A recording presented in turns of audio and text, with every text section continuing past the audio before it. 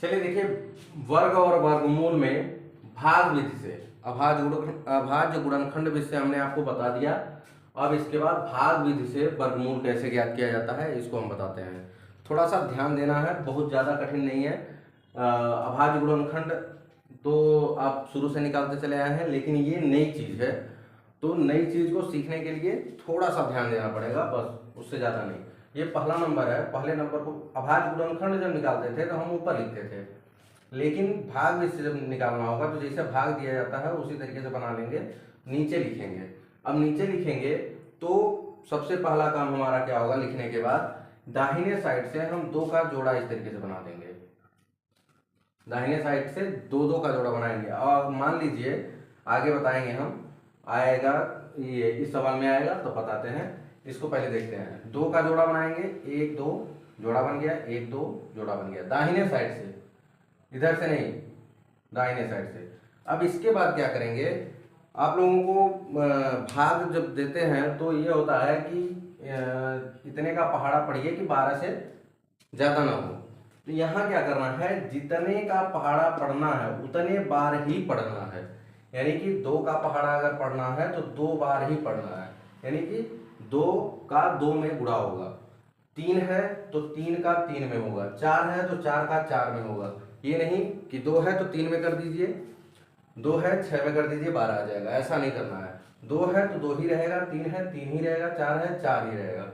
अब करना क्या है, ये देखना है कि 12 जो है 12 अभी बताए हैं, 2 है 2 ही रहना चाहिए, तो 3 त्रिक 9 और 4 चौके 16। 16 ज़्यादा हो जा रहा है तो 3 त्रिक 3 बार ले जाते हैं। 3 यहाँ लिखेंगे तो 3 यहाँ भी लिखेंगे। बताए हैं कि जितना यहाँ रहेगा उतने का ही गुणा करेंगे, 3 त्रिक 9 हो जाएगा। अब जैसे घटाते हैं वैसे घटा लेंगे, तो यहाँ बचेगा 3, 9 3 12 होता है। भाग में क्या करते हैं, एक अंक को उतारते हैं, लेकिन यहाँ क्या करेंगे, एक जोड़ा पूरा उतारते हैं। ठीक है, और जितने से हम यहाँ गुणा किए हैं और भाग किए हैं उतना ही हम यहाँ क्या करते हैं, जोड़ देते हैं। 3 से 3 बार ले गए और 3 को ही क्या किए, जोड़ दिए, तो 3 3 कितना हो गया, 6।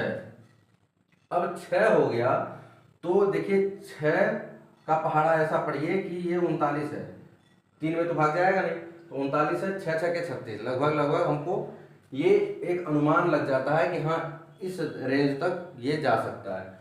तो ये 6 ऑलरेडी है। अभी हम बताएं कि जितना यहाँ लिखेंगे उतना ऊपर लिखेंगे, तो 6 6 के 36, 36 के 6 हासिल 3, 6 6 के 36 3 39। इस तरीके से हो जाएगा, ये खत्म हो जाएगा। अब लिखेंगे करड़ी में 1296 बराबर जो आया है 36, ये होगा वर्गमूल। इसी तरीके से निकलेगा, यानी कि कहने का मतलब ये है जितने से यहाँ उतनी बार, 6 से किए हैं तो 6 बार। क्लियर है, अगला देख लेते हैं, अभी और क्लियर हो जाएगा। देखिए दाहिने साइड से हम बोले थे जोड़ा लगाने के लिए, दाहिने साइड से हम जोड़ा लगाएंगे। इधर देखिए जोड़ा नहीं लग रहा है तो इसको ऐसे छोड़ दीजिए, चाहे यहाँ 0 लगा करके जोड़ा लगा सकते हैं। अब ऐसे छोड़ देते हैं हम, 0 लगा, 0 का कोई मतलब नहीं है।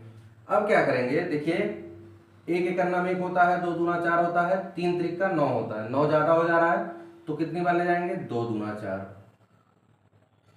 1 हो जाएगा। यहाँ 7 9, एक जोड़ा पूरा उतरेगा। अब 2 बार ले गए हैं तो 2 जोड़ देंगे, 2 2 4, 4 चौके 16, यानी कि 4 बार ले जा सकते हैं। 4 चौके 16 के 6 हासिल 1, और 4 चौके 16 1 17 हो गया। 4 बार यहाँ लिखे तो 4 बार यहाँ भी लिखे, ये चीज़ ध्यान दीजिएगा, यही सबसे मेन चीज़ है। अब इसके बाद में क्या करेंगे, घटा लेंगे, तो यहाँ 3 बचेगा, ये खत्म हो जाएगा। अब देखिए यहाँ 4 से किए हैं तो यहाँ केवल 4 जोड़ेंगे, ये 44 है तो 44 से कोई मतलब नहीं है। आप जितना बार इसको ले जाएंगे गुणा करेंगे उतनी बार ही यहाँ जुड़ेगा, तो 4 4 8 हो जाएगा, ये हो जाएगा 4। फिर हम उतारेंगे 36, एक जोड़ा उतर जाएगा। अब अगर हम यहाँ 0 भी लेते हैं तो 480 हो जाएगा, ये ऑलरेडी छोटा हो जाएगा। तो हम क्या करेंगे, 0 बार ही ले जाते हैं। तो 0 बार ले जाएंगे जब, तो यहाँ हो जाएगा 0 0 0, ये हो जाएगा 336, 0 जुड़ेगा तो ये हो जाएगा 480। अब क्या करेंगे, इसको उतारते हैं। अब कहेंगे ये 0 बार का है ले गए, जब भाग नहीं जाता है तो एक अंक ज्यादा लिया जाता है, उसी तरीके से यहाँ एक जोड़ा ज्यादा लेना पड़ेगा। एक जोड़ा ज्यादा लेने के लिए एक बार 0 से भाग करना पड़ेगा, तो ये हो जाएगा। अब इसके बाद क्या करेंगे, देखेंगे कि 4/32, 32 एकदम करीब जा रहा है, तो 8 बार एकदम करीब जा रहा है, तो 7 बार ले चलते हैं। 7 सते 49 के 9 हासिल 4, 7 सुनाए 0, ये 4 हो गया।